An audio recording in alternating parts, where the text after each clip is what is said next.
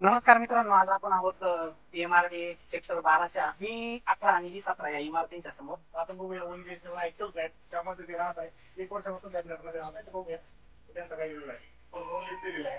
अतिशय प्रशस्त अद्ययावत आणि मोठी अशी लिफ्ट एक कॅमेरा पण बसवलेला आहे आणि सगळ्यात भारी वाटतं बघा, दोन्ही साईडला लिफ्टच्या समोर दोन कॅमेरे आणि कॅमेरे प्रत्येक फ्लोअरला लावल्याचं खाली खूप मोठा आहे. पॅसेज खूप मोठा आहे. युटिलायझेशन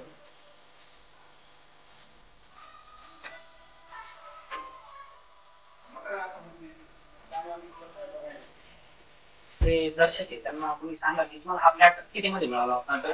शहराच्या मध्यवर्ती ठिकाणी ही एक सोसायटी किंवा हा प्रोजेक्ट होता. या प्रोजेक्ट मध्ये 10 लाखात असं घर मिळलं. म्हणजे आम्ही 10 वर्ष कोणत्याच एरियामध्ये 10 लाखात तुम्हाला पुण्याच्या बाहेर 50 किलोमीटर पर्यंत असं काही मिळू शकत नाही. हा फोल्डेबल आपण बनवलाय.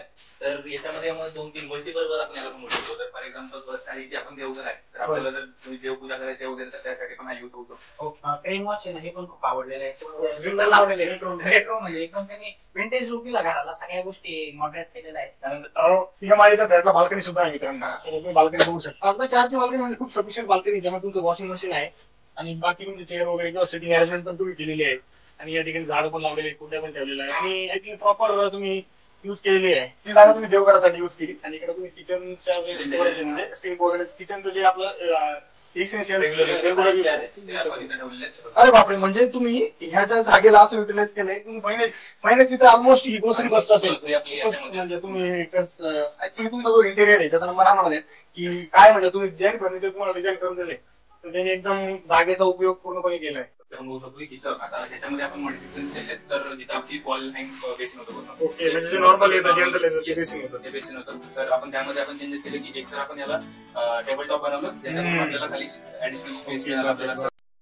प्लस आपल्याला ते प्लस आपण हे जे वॉल टॅग पण केलं, टाइल्स पण चेंज केले. ते खूप तसं आपण विंडो पण चेंज केली. आपण स्लायडिंग चेंज केली. तुम्ही जे आता आम्हाला मेन प्रश्नाचे काही उत्तर पाहिजे, जसं की तुम्ही हे जे घर बनवलंय, तर ह्याला तुमचा आतापर्यंतचा ओव्हरऑल किती खर्च झालाय, जे तुम्ही फर्निचर केला असेल, त्यात तुमचं काही मॉडिफाय केलं, विंडोज केल्यात, त्यानंतर तुम्ही जसं दाखवलं की किचन पण मॉडिफाय केलं किंवा बेसिन केलं, ओव्हरऑल पीओपी वगैरे, तर याची एक अंदाजित किंमत किती झालेली तुमची ओव्हरऑल?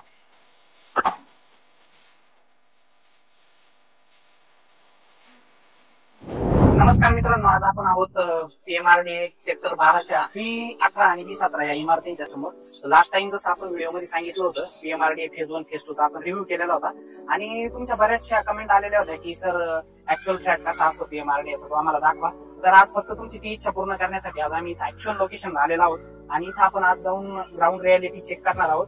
जो PMRD याचा 1 BHK फ्लॅट आहे तो कसा दिसतो. तर चला जाऊया. आता एक आमचे सुमितजी यांच्या चॅनलचा संपर्क झालेला आहे, तर त्यांचा आपण फ्लॅट बघणार आहोत. चला आपण बघूया 1 BHK ऍक्च्युअल फ्लॅट ज्यामध्ये ते राहत आहे. 1 वर्षापासून त्या फ्लॅट मध्ये राहत आहे. तर बघूया त्यांचा काय रिव्ह्यू आहे.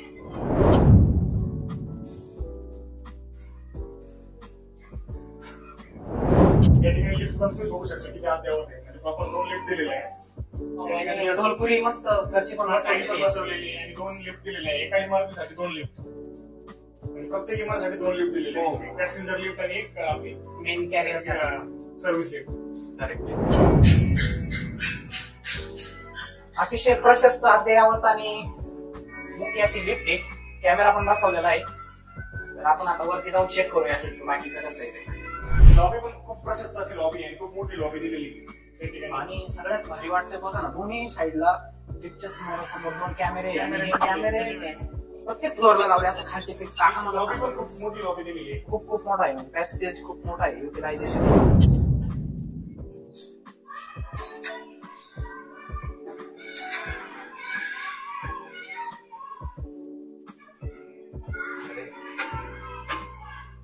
नमस्कार सुमितजी, आज आम्ही तुमचा फ्लॅट बघायला. नमस्कार सुमित्रा. आपल्याला माहितच आहे आपण आज आलेलो ऍक्च्युअल ग्राउंड रियालिटी रिपोर्ट करण्यासाठी. PMRDच्या फेज 1चं जे पजेशन मिळालं होतं 2 वर्षापूर्वी, त्यामध्ये मिस्टर सुमित आहेत, यांच्याशी आमचं बोलणं झालं होतं आणि यांचा हा जो फ्लॅट आहे, तर आपण आलेलो आहोत यांचा फ्लॅटचा ग्राउंड रियालिटी रिपोर्ट करण्यासाठी आणि बघण्यासाठी की ऍक्च्युअल हा फ्लॅट कसा आहे. या फ्लॅटचा जो एरिया आहे युजेबल कार्पेट एरिया, हा 360 स्क्वेअर फीट हा कार्पेट आहे. 360 आहे ना? ओके. आणि तर आपण बघणार आहोत एक डिटेल्स. या 1 BHK चा हा फ्लॅट आहे. तर या फ्लॅटची हॉलची साईज, बेडची साईज आणि कॉमन WC जो आहे त्याची साईज आणि आपला जो बाल्कनी आहे त्याची साईज. या व्हिडिओ करण्याचा एक उद्देश हेच होता की आम्हाला ज्या लास्ट व्हिडिओमध्ये खूप साऱ्या कमेंट आल्या होत्या आपल्याला की बऱ्याचशांचं म्हणणं होतं की तुम्ही ऍक्च्युअल नुसतं साईड दाखवली पण ऍक्च्युअल फ्लॅट कसा आहे, आम्हाला त्या फ्लॅटमध्ये राहायचं तो फ्लॅट दाखवा. आपण आज आलेलो आहोत ऍक्च्युअल फ्लॅट. तर मिस्टर सुमित आपल्या थोड्या सर्कलमध्येच आपल्याला त्यांचा कॉन्टॅक्ट मिळाला. आपण त्यांना कॉन्टॅक्ट केला आणि आपण आज त्यांच्या फ्लॅटवर आलेलो आहोत. सुमितजी, आपण हा फ्लॅट ऍक्च्युअल मध्ये कसा मिळाला, याची काय प्रोसेस केलेली तुम्ही? तर मला याच्याबद्दल म्हणजे जास्त काही आयडिया नव्हती, पण एका मित्राकडून मला म्हणजे माहिती मिळाली की असे म्हणजे लॉटरी टाईप याच्यामध्ये PMRDA प्लॉट होता, फ्लॅट अलर्ट होता. ओके, त्याच्यामध्ये मग आपण असं म्हणजे मला एवढं म्हणजे इंटरेस्ट हे नव्हता, पण आपण याचं लॉटरी म्हणजे लागेल का नाही आपल्याला एवढं हे नाही. बरेचसे लोक त्याचा विचार करतो ते लॉटरी तर मिळाली नाही. असं महाराज लॉटरी भरतात, लोकांना वाटतं 10 वर्ष लॉटरी भेटली पण मिळाली नाही. तुमची इच्छा नसताना तुम्ही लॉटरी ऍप्लिकेशन फॉर्म भरला आणि तुम्हाला मिळाला. पण नव्हती आपल्यासाठी विदाउट एनी एक्सपेक्टेशन म्हणजे ऍज अ ट्राय म्हणून फक्त भरला आणि आपल्याला लकीली म्हणजे आपल्याला अलॉट झाला. त्यानंतर मग आपण बघितलं म्हणजे जे आपले दर्शक आहेत त्यांना तुम्ही सांगा की तुम्हाला हा फ्लॅट किती मध्ये मिळाला होता? तर प्रधानमंत्री आवास योजनेअंतर्गत आपल्याला हा भेटलेला तर त्याची जी आपली सबसिडी होती ती जर इन्क्लूड आपण केली तर त्याच्याकडून आपल्याला 10 लाखापर्यंत हा फ्लॅट मिळतो. सगळे पैसे नाही, सबसिडी नाही, तुमची फायनल कॉस्ट तुम्हाला फ्लॅटची 10 लाख. हा, म्हणजे त्यात त्यांचं हे पण झालेलं आहे ऑलमोस्ट मेंटेनन्स वगैरे सगळं. म्हणजे पुण्यासारख्या PCMC सारख्या शहराच्या मध्यवर्ती ठिकाणी ही एक सोसायटी आहे किंवा हा प्रोजेक्ट होता. आणि ह्या प्रोजेक्टमध्ये 10 लाखात असं घर मिळलं म्हणजे आम्ही 10 वर्षापासून बरोबर आहे. कोणत्याच एरियामध्ये 10 लाखात तुम्हाला पुण्याच्या बाहेर पण 50 किलोमीटर पर्यंत असं फ्लॅट मिळू शकत नाही. जसं आपण सुरुवातीच्या काळात पण ज्या काही अडचणी सफर केल्या होत्या की 10 लाखात आता फ्लॅट मिळाला. ऍक्च्युअली आपण जर ओव्हरऑल नुसतं रेंटचं जरी कॅल्क्युलेशन काढलं तरी ते किती जाते, म्हणजे नॉर्मल माणसाला रेंट घेऊन राहणं सुद्धा आता परवडत नाही. त्यांना हे 10 लाखामध्ये म्हणजे ही परवणी झाली. 10 लाखात तिथं घर मिळालं. आणि ऍक्च्युअली सुमितची टोटल तुम्ही कुटुंबामध्ये किती माणसं राहताय आता सध्या? सध्या म्हणजे 3 माणसं, म्हणजे 3 माणसांसाठी हे घर कम्फर्टेबल. आणि तुम्हाला पार्किंग वर पण मिळाली. 2 व्हीलर साठी तर आपल्याला डायरेक्ट बिल्डिंगच्या खाली म्हणजे ओपन पार्किंग आहे. प्लस आपलं 4 व्हीलर असेल तर म्हणजे पूर्ण म्हणजे खूप. आणि खाली पण आपण जसं ऑलरेडी आपण मागच्या व्हिडिओमध्ये आपण सांगितलं की जी आपण रिव्ह्यू केला तेव्हा तुम्ही बघितलं असेल जो ओपन स्पेस होता या प्रोजेक्टचा खूप जास्त होता.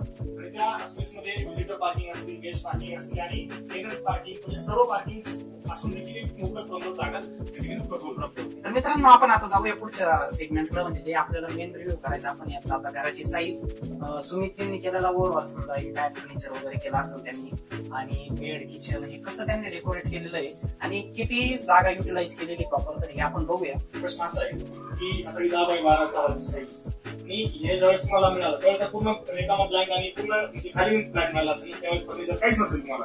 तर त्यावेळेस जर तुम्ही फ्लॅट बघितला आणि आता तुम्ही जो मॉडिफाईड केलाय किंवा तुम्ही फर्निचर केला असेल, बऱ्याचशा गोष्टी केल्या, तर याच्यात तुमचं काय म्हणणं त्यावेळेस तुम्ही का मॉडिफाईड तुम्हाला करावं वाटलं आणि काय वाटतं? तर आपल्याला म्हणजे पूर्णपणे ब्लँकच मिळाला, म्हणजे पूर्ण विदाउट एनी डस्ट म्हणजे आपल्या फरशी वगैरे आहे.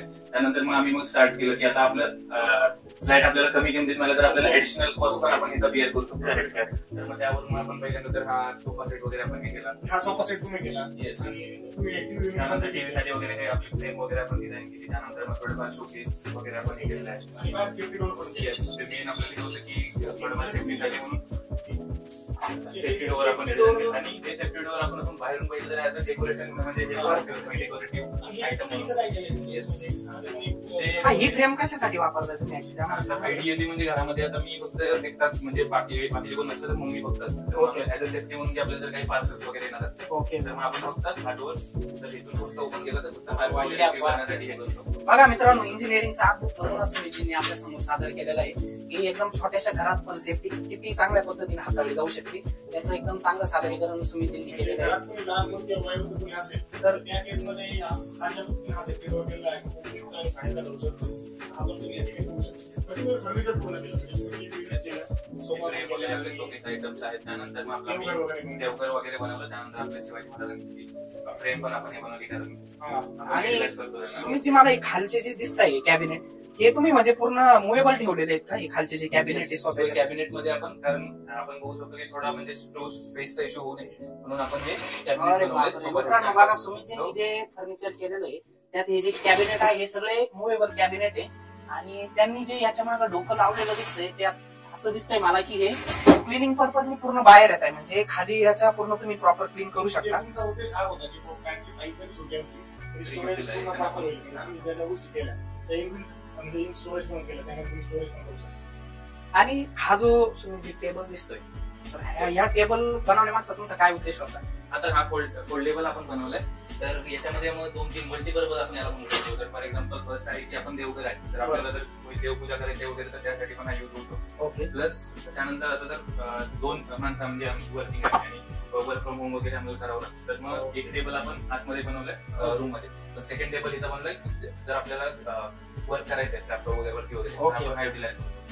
अजून बोलू शकतो जर आपल्याला जर एका कोणाला जर आपल्याला जर वृद्ध माणसाला जर त्रास होता आपल्या गुडघ्याचा वगैरे बसायला, तर मग आपण इथं जेवण्यासाठी वगैरे आपल्याला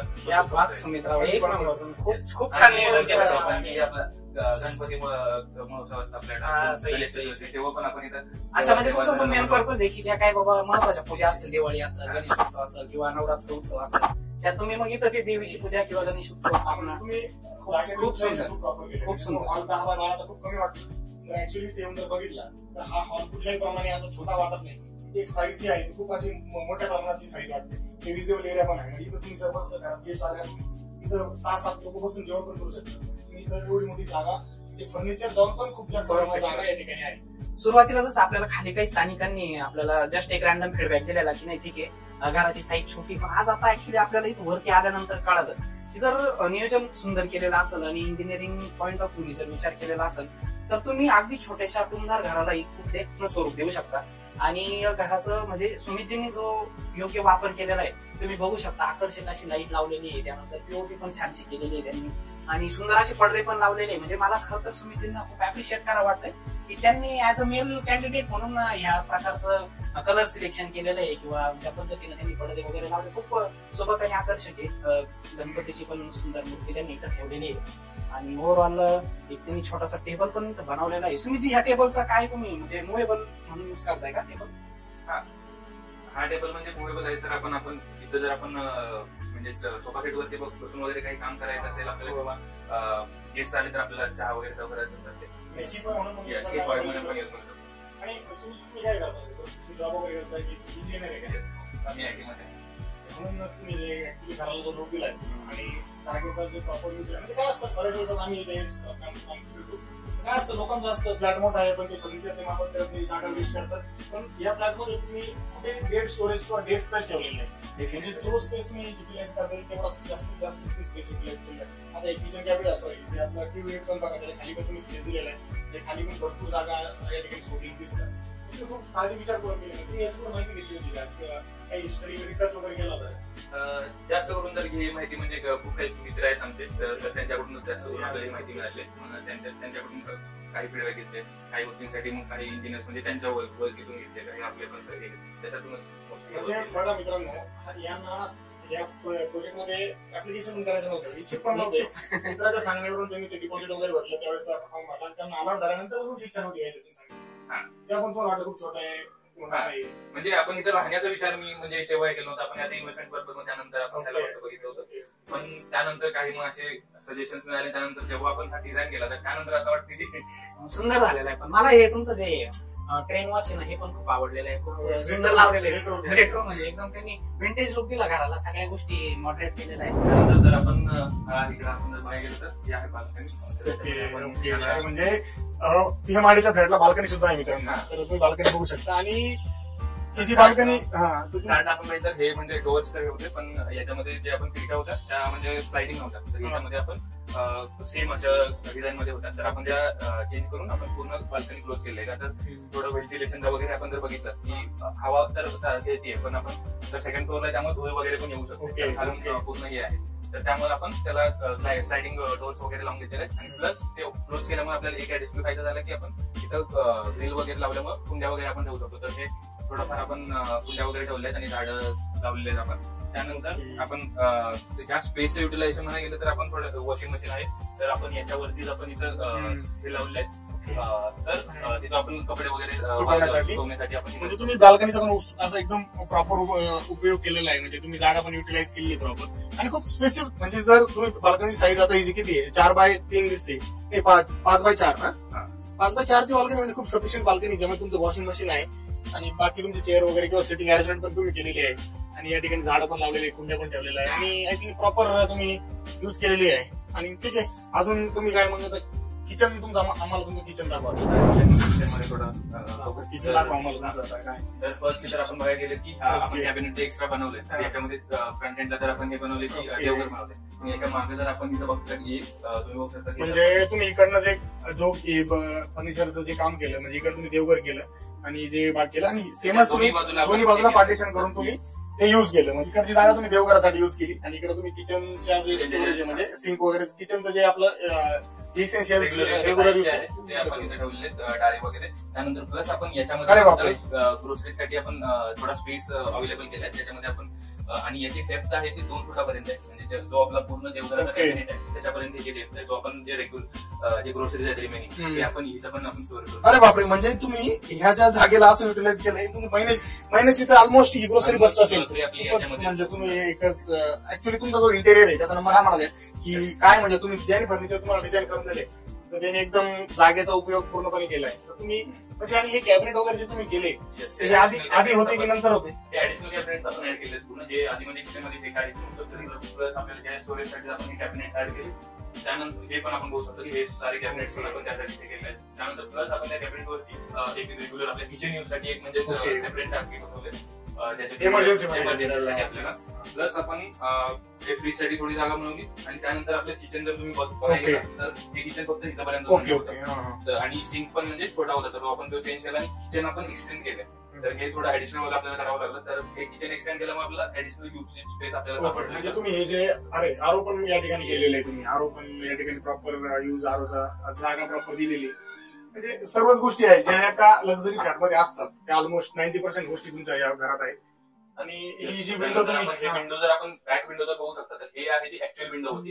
त्यानंतर ही जी फ्रंट दिसतो आपण साइडिंग विंडो आहे ते आपण ऍड केले. त्यानंतर हा एक्झॉस्ट फॅन पण आपण ऍड केला आहे ऍडिशनल म्हणजे आपला किचन स्पेस मध्ये. म्हणजे जर या किचनची साईज बघितली तर हे 7x8चं किचन आहे आणि कुठले म्हणजे प्रॉपर 2 लेडीज या ठिकाणी स्वयंपाक करू शकतात. म्हणजे तुम्हाला कधी असं कंजेस्टेड वाटलं का किचन आहे? हा 2 माणसं जास्त आपल्या आमच्या ह्याच्यामध्ये घरात जास्त एवढी माणसं नाही पण 2 माणसं कम्फर्टेबल इथं वर्क करू शकतात. प्लस आपण हे बघायला गेलं तर किचन मध्ये आपण इथं पण म्हणजे ऍडिशनल स्पेस आपण हे केला. हे पण म्हणजे ऍक्च्युअली आधी नव्हता हा स्पेस मध्ये कॅबिनेट्स तर हे आपण ऍड केलं की तिथं मग आपले किचन ट्रॉली वगैरे सगळे जे भांडी वगैरे असतात ते आपण इथं ठेवू शकतो. म्हणजे तुम्ही जर हे बघितलं तर ऍक्च्युअली जसं सुनीलजी सरांनी सांगितलं की यांचं किचन असं नव्हतं पण ऍक्च्युअली किचन छोटं होतं एल शेप होतं. फक्त हे किचन इथपर्यंत होतं म्हणजे त्यांनी 2 फूट किचन एक्सटेंड केलं. किचनची साईज थोडी रुंदी वाढवली.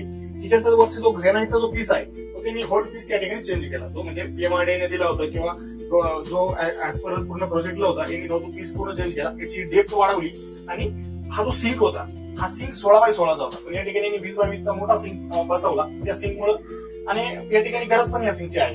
तुम्हाला या सिंकची गरज वाटली म्हणून तुम्ही चेंज केला. ओके, म्हणजे प्रॉपरली किचन डिझाईन केलेलं आहे. किचन एक घराचा आपण काय म्हणतो kitchen is a soul of that particular home.